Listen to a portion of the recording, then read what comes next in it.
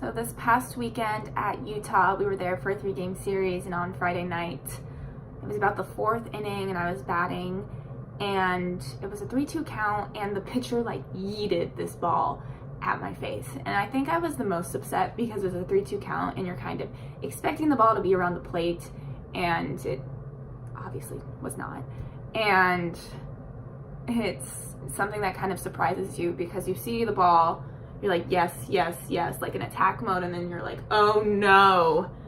And for me, it's kind of scary because when it hit off the plastic part of the helmet and then kind of hit me here and then moved my helmet up. And a lot of people thought it just hit my helmet, and I was holding my face like this because I thought it hit some of my teeth, or I thought it hit more parts than it did, and I was kind of holding my face like this, and I was trying to watch for space, and some of my teammates stopped me, and it hurt more to stop and take my hand off my face than it did to keep walking, which is probably why I was doing it. And it was really scary.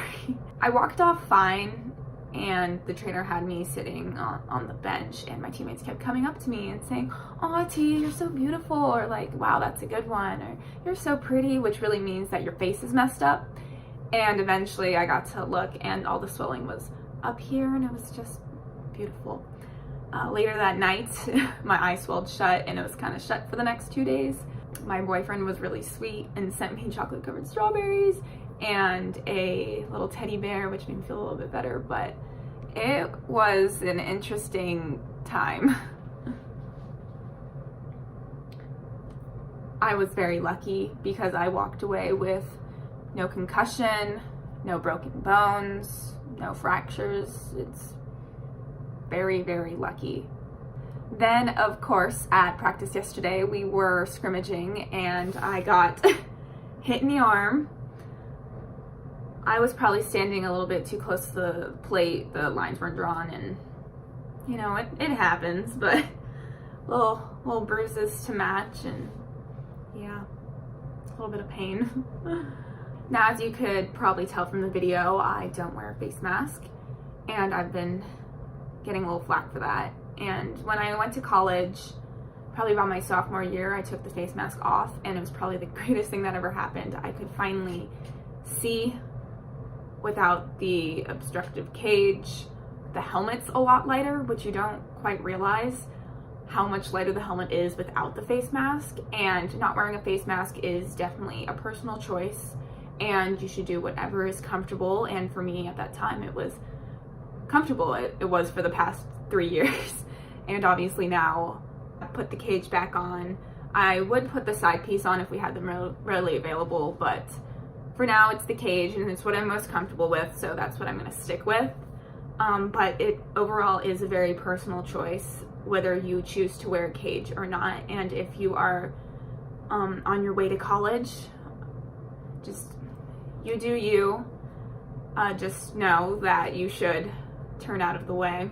One of my teammates last year, she had a face mask, and this girl pitched the ball. She throws really hard, and the ball got stuck between the eye gap, and it actually impacted so much that it broke her nose.